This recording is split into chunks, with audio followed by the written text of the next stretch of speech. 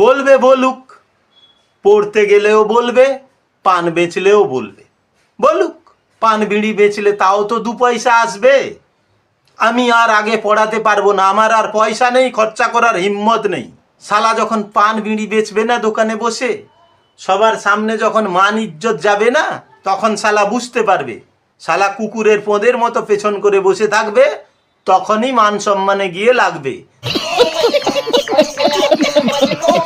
তখন বুঝবে না পড়ার কি ফল।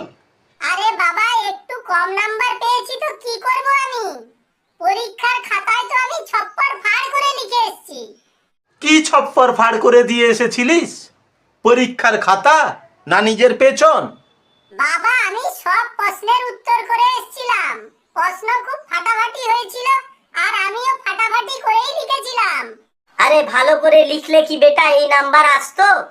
আরে কাকু, একটু কম নাম্বার এসেছে তো কি হয়েছে?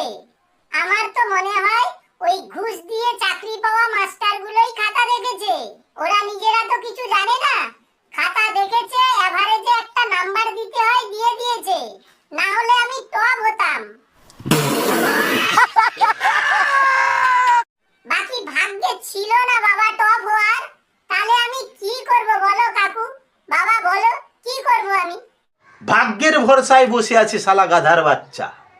পড়তে বসলেই শালার যেন গাঁড় জ্বালা করে। মোবাইল ঘাঁটার সময়, বলি মোবাইল ঘাঁটার সময় তখন জ্বালা করে না, তাই? এটা কি কোনো লটারি বে শালা? এটা কি কোনো লটারি যে ভাগ্যের ভরসায় বসে আছিস? দাদা, যদি সত্যিকারে দোকান খোলাবার থাকে তাহলে আমাকে বলো, 1 নম্বর ঘর দেওয়াবো। ওখানে গরমা গরম চলবে।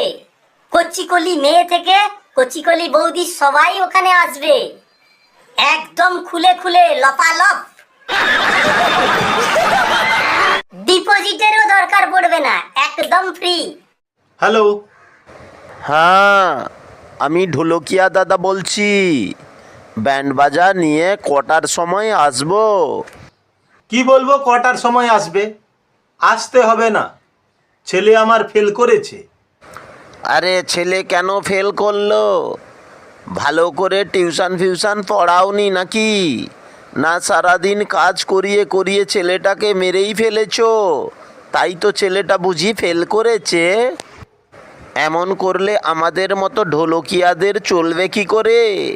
ছেলেকে একটু গাইড করো, পড়াশোনার সময় দাও, যাতে আমাদের ধান্দাটা চলে। অ্যাডভান্স টাকাটা আমার ফেরত দিয়ে দাও।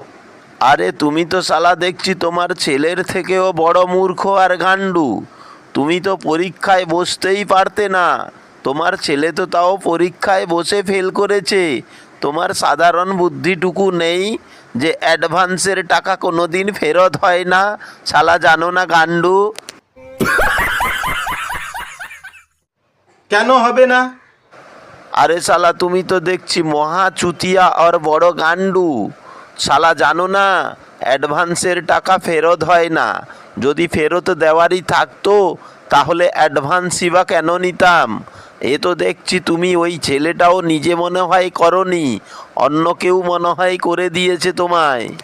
রাখ ফোন, শালা চুতিয়া। আবার কে ফোন করেছিল? ব্যান্ডবালা ছিল, ব্যান্ডবালা। ব্যান্ডবালাকে বুকিং করেছিলাম, ভেবেছিলাম ছেলে টপ করবে, ব্যান্ড বাজা করে সারা পাড়ায় ঘুরবো আর বাড়ি বাড়ি মিষ্টি বাঁটবো। সেও গেল, সঙ্গে টাকাটাও গেল, সব খতম। হ্যাঁ, যতটা কষ্ট করে হ্যাঁ বললি না, অতটা কষ্ট করে যদি পড়াশোনা করে নিতিস তাহলে হার জায়গায় নাচ গানা হতো, মিষ্টি বাটা হতো। আরে কাকু, কি করে বোঝাবো বলো তো? কতটা পড়েছি, কতটা লিখেছি। কি করছিস রে? নমস্তে দাদা। নমস্তে বৌদি। স্যার আসুন আসুন, বসুন বসুন। আরে না না, বসবো না, আগে তুই তো রেজাল্টটা দেখা। রেজাল্ট? আপনি তো পড়িয়েছিলেন না? দেখুন দেখুন, ভালো করে দেখুন। লোক গাঁড় মারিয়ে এত এত টাকা দেয়, গাঁড় গরম হয়ে যায়, ধোঁয়া বেরোয় পেছন দিয়ে, তাও আপনাকে টাকা মিটাতে থাকে। কিন্তু দেখুন নাম্বারটা একবার দেখুন,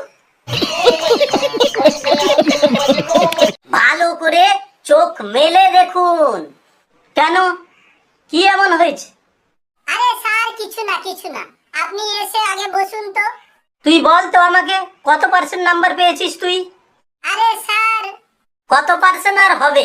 81% হয়েছে। আর কত পার্সেন্ট আশা করছেন? ओ भाई मारो मुझे मारो।